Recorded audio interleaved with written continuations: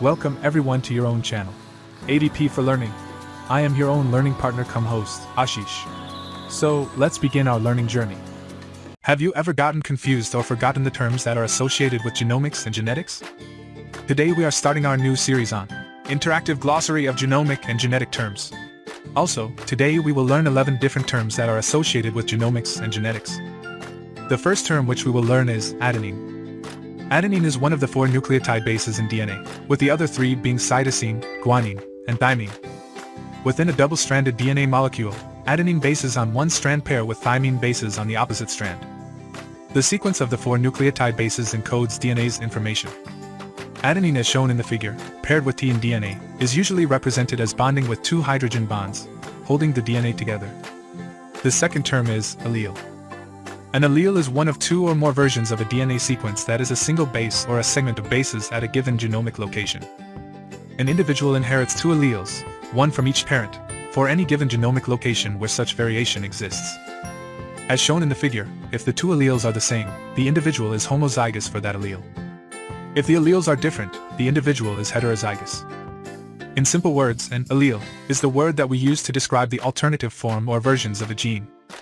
People inherit one allele for each autosomal gene from each parent, and we tend to lump the alleles into categories.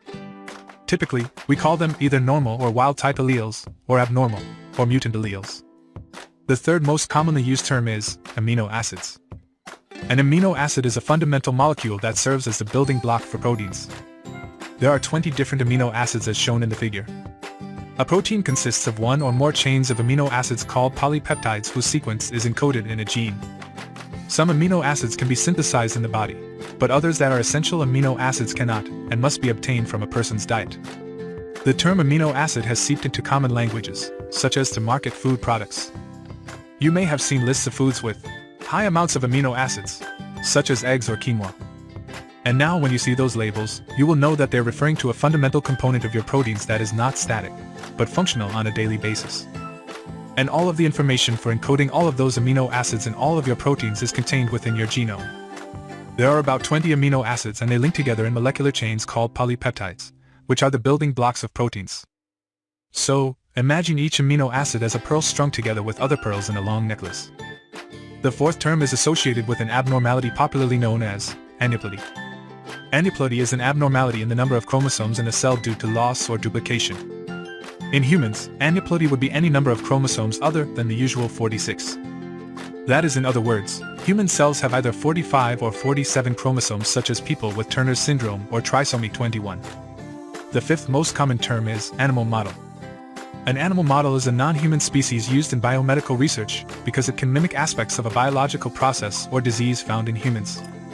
Animal models such as mice, rats, zebrafish, and others are sufficiently like humans in their anatomy, physiology, or response to a pathogen that researchers can extrapolate the results of animal model studies to better understand human physiology and disease.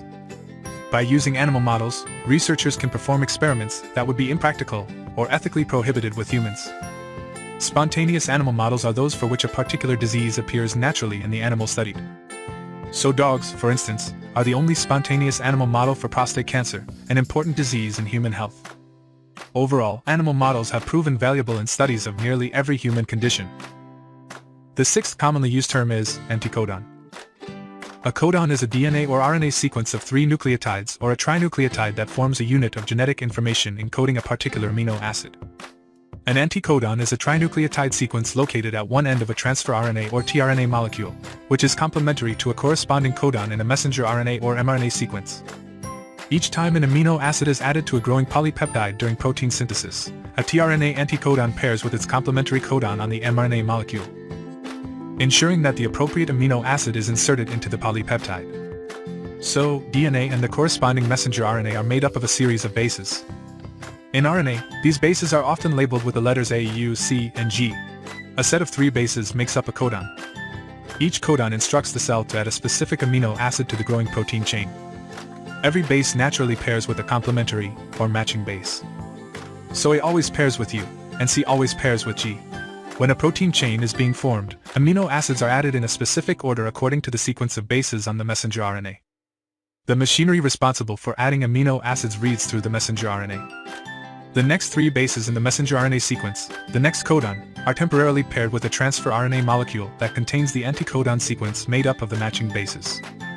For instance, a messenger RNA codon GCA matches with the transfer RNA with the anticodon CGU, which carries with it the amino acid called alanine. That alanine is then added to the growing protein chain.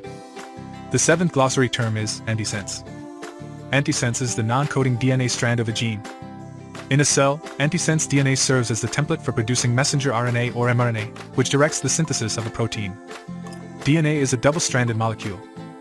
As shown in the figure, when the DNA is read so that it can ultimately be translated into a protein, it can only be read in one direction. One strand of DNA is called the sense strand because when you read it in the right direction it provides the code to make a protein. In two-stranded DNA, the sense strand is bonded to an opposite DNA strand which is called the antisense or non-coding strand. Each of the two DNA strands is made up of a series of bases that are often labeled with the letters A, T, C, and G. Every base on the sense strand naturally pairs with a complementary, or matching base on the antisense strand. So A on the sense strand always pairs with AT on the antisense strand and C always pairs with G. During protein productions, the two DNA strands temporarily separate. The antisense strand then becomes a template for making messenger RNA, and the resulting messenger RNA is then a sense messenger RNA that, essentially, matches the sense DNA strand. The messenger RNA is then involved in coding for the corresponding protein. The eighth term is associated with a disorder known as autism.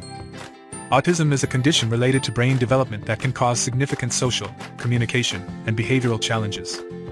Symptoms usually appear before the age of 3. The exact cause of autism is not entirely known, although genetics clearly plays an important role. Autism is one of a group of related developmental conditions sometimes called the autism spectrum that affects people differently, and to varying degrees. There is a saying which goes, if you have met one autistic person then you have met one autistic person. You might think of autism as a linear spectrum, but in reality, each person has their own unique blend of challenges and capabilities, and these change over time. In the same way, the path to an autism diagnosis is different for almost every person. Someone might have one sequence in their genome that is strongly linked to autism, or a combination of weakly linked genetic changes, or a combination of genetics and environment. Research on autism is an important example of science where those with the condition are valued contributors to experimental design and interpretation.